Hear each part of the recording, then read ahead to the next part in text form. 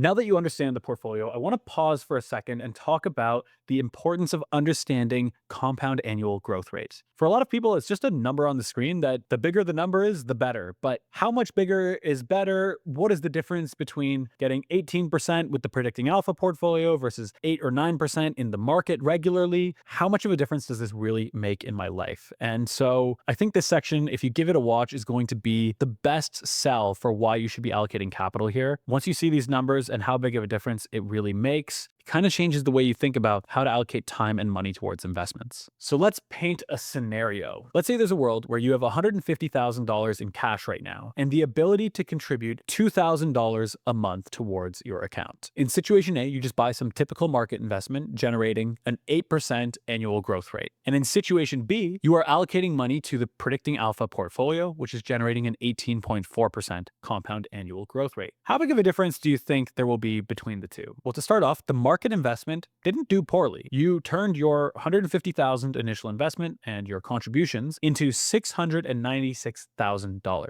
which is a pretty good return for 10 years. But what about on the other side, where you had this accelerated compounding effect? On that side, your $150,000 and $2,000 a month turned into $1.6 million. An extra $1 million was effectively generated by just having a better investment vehicle that you're putting this money into. It still is an investment vehicle with periods of drawdowns, with relatively slow growth, right? Like it's not something that's changing drastically overnight all the time. But by having just that accelerated rate of compounding, you not only made a little bit of extra money, you realized a massive difference in the outcome of the two options. And so that's why just finding a vehicle that can give you a little bit of a bump in your compounding rate is such a valuable thing to do. And when you're able to do that with a reduced risk, that's a pretty good situation to end up in. Even if it's not the 500% a month you're getting promised by trading penny stocks or by swing trading NVIDIA, especially because it's actually real. Now, to wrap up this video, I want to talk to you about understanding compound annual growth rate in practice. Between December and January of running this portfolio, if you look on the screen here, you can see that we did 4.33% return on our portfolio. When you look at that, you maybe think to yourself, oh, that's a pretty good return. But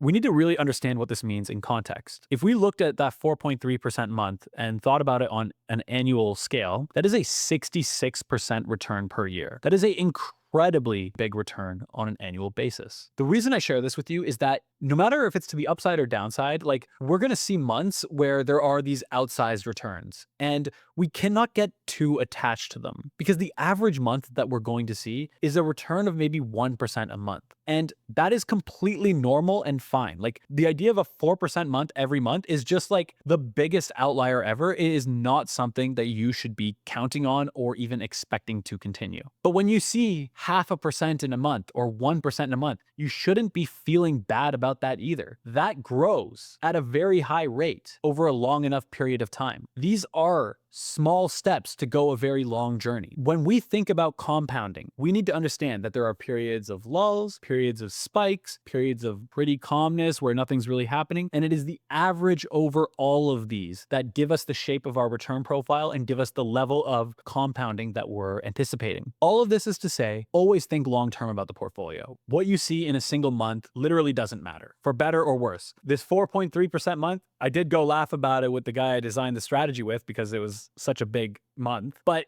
it didn't shape the way I thought about the next 5 years of running this portfolio. I understand that this is a month and it's an outlier of a month at the very least. It's a huge month. So hopefully this helps you understand what compound annual growth rate really means, how you should think about it in context, and how you relate it to the returns that you see on a month-to-month basis.